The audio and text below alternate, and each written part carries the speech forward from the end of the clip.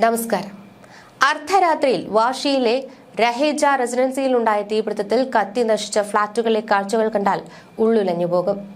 കറുത്ത ഫോട്ടോ ഫ്രെയിമിൽ മരിച്ചവരുടെ പുഞ്ചിരിക്കുന്ന കുടുംബചിത്രം, കത്തിയമർന്ന മുറികൾ, പാതി കരിഞ്ഞ സോഫകൾ, കരിപിടിച്ച അലങ്കാര വസ്തുക്കളും പുസ്തകങ്ങളും, പൊട്ടിപ്പൊളിഞ്ഞ കളിപ്പാട്ടങ്ങൾ, പാതി കത്തിയതും ചാരമായതുമായ കുഞ്ഞുടുപ്പുകളും മറ്റു വസ്ത്രങ്ങളും, ചിതറിക്കിടക്കുന്ന പാത്രങ്ങൾ, കത്തിക്കരിഞ്ഞ സൈക്കിൾ. എന്നിങ്ങനെ പോകുന്നു ഹൃദയമുളയ്ക്കുന്ന ആ കാഴ്ച. മലയാളി യുവതിയും ഭർത്താവും മകളും ഉൾപ്പെടെ 4 പേരുടെ ജീവനാണ് നഷ്ടപ്പെട്ടത്.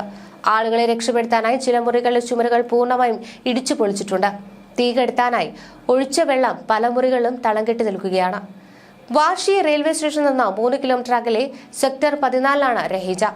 10ാം നിലയിൽ നിന്നാണ് 11, 12 നിലകളിലേക്ക് തീ പടർന്നത്. രാത്രി കാറ്റ് കൂടുതലായതിനാൽ വേഗത്തിൽ തീ പടർന്നു പിടിക്കുകയായിരുന്നെന്നാണ് നാട്ടുകാർ പറയുന്നത്. പാർപ്പിട സമുച്ചയത്തിലെ 12ാം നിലയിലുണ്ടായിരുന്ന തീപിടുത്തത്തിൽ മലയാളി യുവതിയും ഭർത്താവും കുഞ്ഞും ഉൾപ്പെടെ 4 പേർ മരിക്കുകയായിരുന്നു. തിരുവനന്തപുരം ചിറയൻകീഴ് പണ്ടകശാലയ്ക്ക് സമീപം ആൽത്തറമൂട് നന്ദനത്തിൽ രാജൻ വിജയ് ദമ്പതികളുടെ മകൾ 39-കാരിയായ പൂജ, ഭർത്താവ് ചെന്നൈ സ്വദേശി സുന്ദർ ബാലകൃഷ്ണൻ 42-കാരനായിരുന്നു. 6 വയസ്സുകാരിയായ മകൾ വേദിക എന്നിവരും തൊട്ടടുത്ത ഫ്ളാറ്റിലെ 84-കാരിയായ കമല ജെയിനുമാണ് മരിച്ചത്. ഗുജറാത്ത് സ്വദേശിയായ കമല കിടപ്പു രോഗിയായിരുന്നു.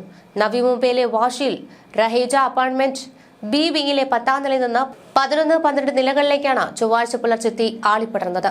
10 പേർക്ക് പരിക്കേറ്റു. 12ാം നിലയിലാണ് മലയാളി കുടുംബം താമസിച്ചിരുന്നത്. സ്വകാര്യ സ്ഥാപനത്തിൽ ലീഗൽ ഡയറക്ടറായിരുന്നു പൂജ.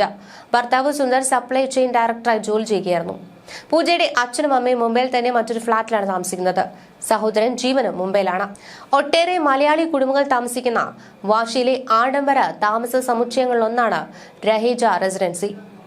A-B വിങ്ങുകളിൽ 12 നിലകളിലായാണ് കെട്ടിടം. 2 2 BHK ഫ്ളാറ്റുകളും ഒരു 3 BHK ഫ്ളാറ്റും അടക്കം 3 ഫ്ളാറ്റുകളാണ് ഒരു നിലയിൽ. ബി വിങ്ങിലെ 10, 11, 12 നിലകളിലാണ് കഴിഞ്ഞ ദിവസം തീ പടർന്ന് അപകടമുണ്ടായത്. കെട്ടിടത്തിന്റെ മുകളിലൂടെ എ വിങ്ങിലെത്തി ലിഫ്റ്റ് വഴി ഇറങ്ങിയും മറ്റുമാണ് ആളുകൾ രക്ഷപ്പെട്ടത്. വൈദ്യുതി, വെള്ളം, ലിഫ്റ്റ് സൗകര്യം എന്നിവയെല്ലാം തടസ്സപ്പെട്ടതിനാൽ അപകടമുണ്ടായ ബി വിങ്ങിലെ മുഴുവൻ താമസക്കാരെയും കഴിഞ്ഞ ദിവസം ഒഴിപ്പിച്ചു.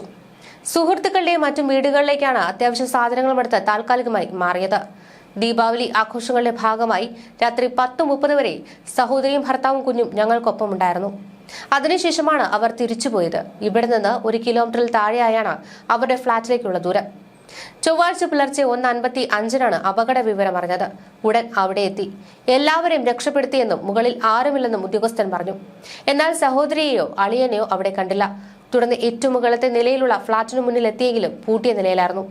തുടർന്ന് അഗ്നിരക്ഷാ ഉദ്യോഗസ്ഥർ മുകളിലേക്ക് വന്നു. എന്നാൽ അവരുടെ പക്കൽ വാതിലുകൾ തുറക്കാനുള്ള ഉപകരണമില്ലായിരുന്നു. സമയം പോകുന്നതിനിടെ പുറത്ത് സാധാരണ വയ്ക്കാറുള്ള താക്കോൽ തപ്പിയെടുത്ത് വാതിൽ തുറന്നെങ്കിലും വലിയ പുകയും തീയും കാരണം അകത്തേക്ക് കയറാനായില്ല. അഗ്നിരക്ഷാ സേനാംഗങ്ങളുടെ പക്കൽ മാസ്ക് ഉണ്ടായിരുന്നില്ല. പിന്നീട് അവ എത്തിച്ചതിനു ശേഷമാണ് അകത്തേക്ക് പ്രവേശിച്ചത്. മകൾക്ക് പൊള്ളൽ ഏൽക്കാതിരിക്കുവാൻ കുഞ്ഞിനെ പൊതിഞ്ഞു കിടക്കുന്ന നിലയിലായിരുന്നു ഇരുവരുമെന്ന പൂജയുടെ സഹോദരൻ പറയുന്നു.